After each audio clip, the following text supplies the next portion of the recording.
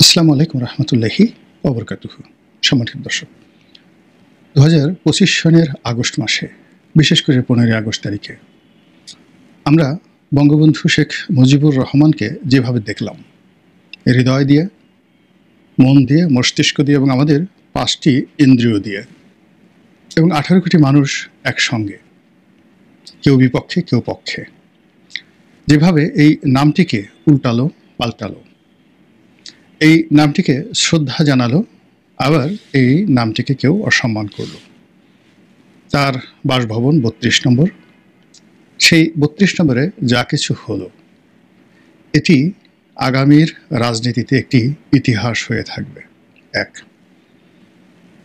এবছর যা কিছু ঘটল 15 আগস্ট তারিখে 32 নম্বরকে কেন্দ্র করে, এর প্রতিটি ঘটনা, অনুঘটনা, প্রতিটি শব্দ, প্রতিটি পদক্ষেপ এবং প্রতিটি পদচিহ্ন লক্ষ গুণ শক্তিশালী হয়ে, লক্ষ গুণ প্রজনন ঘটিয়ে আগামীতে হয়তো বঙ্গবন্ধুর পক্ষে, হয়তো বিপক্ষে, এই বাংলায় একটা নতুন ইতিহাস সৃষ্টি করবে।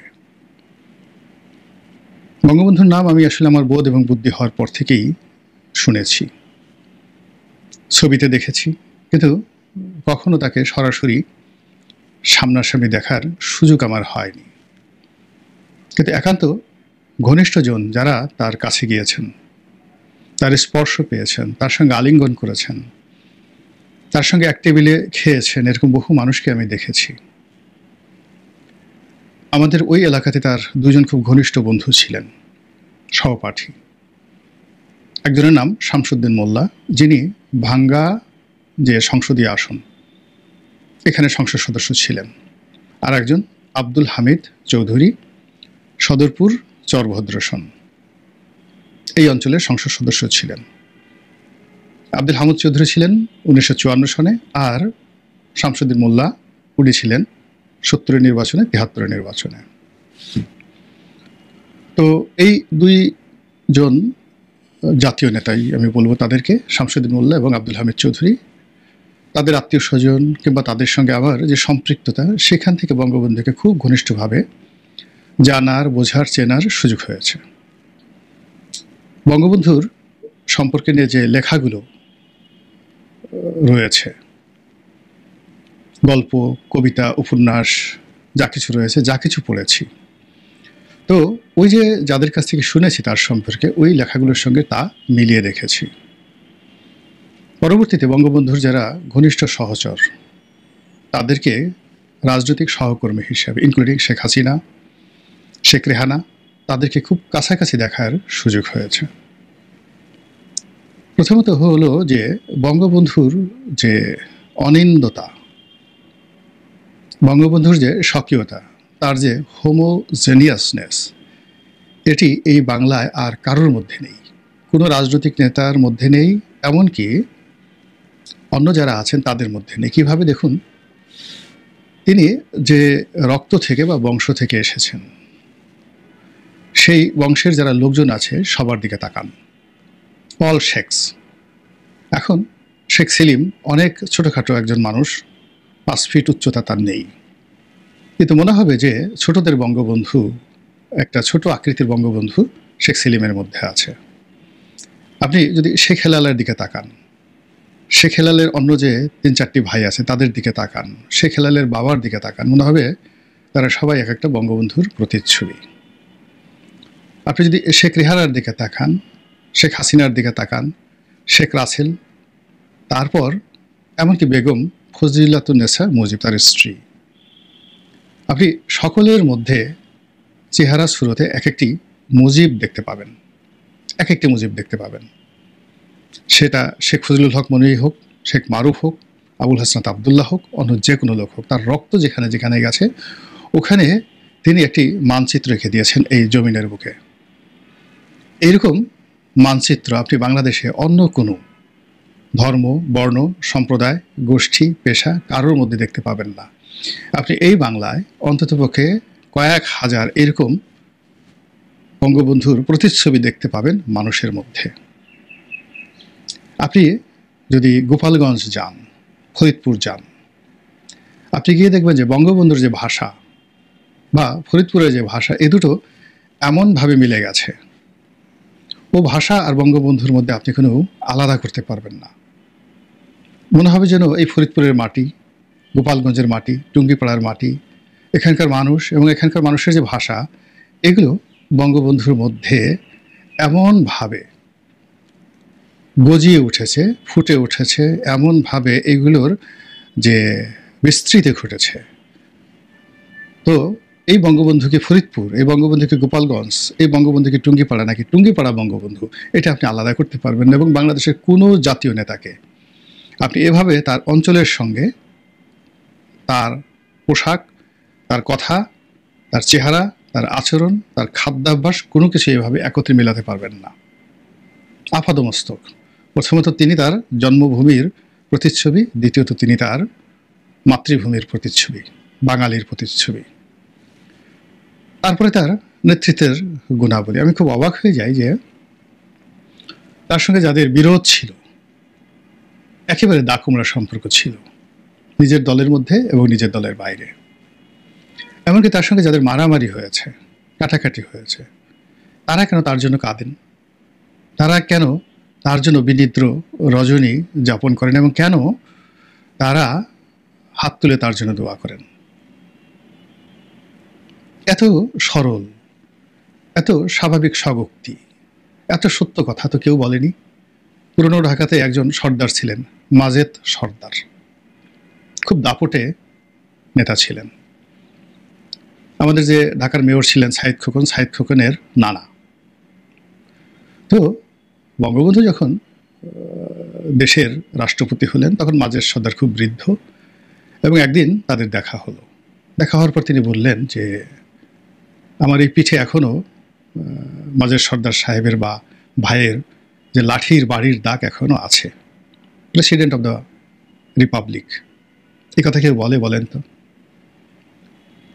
আপনি শফিক রেহমান, জায়দিনের শফিক রেহমান, তার বাবা সাইদুর রহমান তার শিক্ষক ছিলেন, কবি জসিমউদ্দিন তার শিক্ষক ছিলেন। তো সাইদুর রহমান সাহেব তার বইতে লিখেছেন যে তিনি একবার বঙ্গবন্ধু শেখ মুজিবের সঙ্গে দেখা করতে গেলেন এবং তাকে কথা প্রসঙ্গে বললেন যে মুজিব, তুমি তো কোনো কিছু পারছো না, একটার পর একটা ভুল হচ্ছে, তারপরে তুমি তো দেশ চালাতে ব্যর্থ হয়ে যাচ্ছ। উত্তরে তিনি বললেন যে স্যার, আমি আমার সাবজেক্টে, আপনার যে সাবজেক্ট যুক্তিবিদ্যাতে কত পেয়েছিলাম? তো বললেন যে আমার মনে নেই, আমি ফেল করেছিলাম। তো যে ছাত্র যুক্তিবিদ্যায় ফেল করে সে দেশ কিভাবে চালাবে? এত চমৎকার কথা, এত সেলফ স্যাটায়ার্ড, এটা অন্য কারোর মধ্যে ছিল না। ফলে কি হলো, ৭১-এর মুক্তিযুদ্ধের পর যখন একটা রাষ্ট্র গঠিত হলো, সেই নতুন রাষ্ট্রে তার ভুল, তার ভ্রান্তি, তার ব্যর্থতা, এটাকে পুঁজি করে স্বাধীনতা বিরোধীরা, পাকিস্তানপন্থীরা, রাজাকার, আলবদর আর শামসরা যে কাব্য, যে মহাকাব্য রচনা করেছে, এবং সেই কাব্যের ভিলেন হিসাবে শেখ কামাল, শেখ জামাল, শেখ হাসিনা, শেখ রেহানা, পুরো শেখ পরিবার, তার সঙ্গে সঙ্গে বঙ্গবন্ধু শেখ মুজিবুর রহমান, ইতিহাসের সবচেয়ে জঘন্যতম ব্যক্তি, সবচেয়ে খারাপ মানুষ, এটা প্রমাণ করার জন্য যে প্রাণান্ত চেষ্টা তারা করে আসছে ৭৫-এর ১৫ আগস্ট থেকে আজ অবধি। কিন্তু সেই চেষ্টার মধ্য দিয়ে বারবার কেন মুজিবের ডাক মানুষের কানে আসছে? কেন কান পাতলে মানুষ শুনতে পায় তোমাদের যার যা কিছু আছে তাই নিয়ে শত্রু মোকাবেলা করো, মনে রাখবা? কত মানুষ বলল মনে রাখবা, কিন্তু সেই মনে রাখবার যে কথাটি আমাদের কানে বাজে না কেন? বঙ্গবন্ধু শেখ মুজিবুর রহমানের সেই যে ভাষণ, মনে রাখবা, সমস্ত জাতিকে কতটা ভালোবাসলে, কতটা আত্মবিশ্বাস থাকলে সে এইভাবে বলতে পারে মনে রাখবা। ফলে আমরা ভুলতে পারছি না, আমরা মনে রাখছি। তারপর তিনি বলছেন, আমি যদি হুকুম দেবার নাও পারি। একজন নেতাকে যদি দেখান যে 18 কোটি মানুষকে, 7.5 কোটি বাঙালিকে উদ্দেশ্য করে এত বড় কথা বলতে পারে, একেবারে তুমি করে, যে আমি যদি হুকুম দেবার নাও পারি, এই যে মানুষ কান খাড়া করে ওই বক্তব্যগুলো শুনছে আর ভাবছে যে এভাবে তো কেউ আমাদেরকে বলছে না মনে রাখবা, এভাবে তো আমাদেরকে কেউ হুকুম দিতে চাচ্ছে না, এভাবে তো কেউ আমাদেরকে আশ্রয় দিতে পারছে না, এভাবে তো কেউ আমাকে আশ্বাস দিতে পারছে না। এই লোককে, এ আমাদের কি হয়? কেন তার জন্য পেট পুড়ে? কেন তার জন্য এত কষ্ট হয়, কেন তার জন্য বেদনা হয়, তার বাড়ির নাম শুনলে, তার নাম শুনলে কেন হৃদয়ে শিহরণ জাগরিত হয়, কেন তাকে দেখলে মেজাজ গরম করা যায় না, কেন তার ওই যে দুটি মায়াবী চোখ, তার সেই ঠোঁট, তার সেই কণ্ঠস্বর, তার সেই বলিষ্ঠ দেহ, তার সেই অজানুলম্বিত যে দেহ সুষ্টভ বারবার কেন মানুষের মনে নতুন একটা পটভূমি তৈরি করে। এভাবে এই যে স্বাধীনতার পর থেকে আজ অবধি যা কিছু চলছে গত 54 বছর ধরে, তার একটা চূড়ান্ত পরাকাষ্ঠা হয়ে গেল 2025 সনের এই আগস্ট মাসে। এই সময় যেভাবে মৌলবাদ বাংলাদেশে শক্তিশালী হয়েছে, যেভাবে পাকিস্তানের জয় জয়কার আবার শুরু হয়েছে, যেভাবে জয় পাকিস্তান নয় পাকিস্তান জিন্দাবাদ, কিংবা যেভাবে পাকিস্তানের কৃষ্টি কালচার, পাকিস্তানের আইএসআই, পাকিস্তানের সেনাবাহিনী, পাকিস্তানের সব কিছু আবার স্বপ্ন হয়ে দেখা দিয়েছে এবং বিশেষ বিশেষ গোষ্ঠী এটিকে আবার পূর্ব পাকিস্তান বানানোর যখন চেষ্টা করছে, তখন কেন মুজিবের ডাক কানে ভাসছে, কেন মুজিবের কণ্ঠস্বর হৃদয়ে ধ্বনিত হচ্ছে, কেন মুজিবের চোখ, মুজিবের ঠোঁট আমার ঠোঁটে কি যেন শক্তি যোগাচ্ছে, কেন? এই জিনিসটি এবার প্রমাণিত হয়ে গেল 18 কোটি বাঙালির মধ্যে। আমাদের মূলধারার গণমাধ্যম এবার মুজিবের জন্য কাঁদেনি, কিন্তু আকাশ কেঁদেছে, বাতাস কেঁদেছে।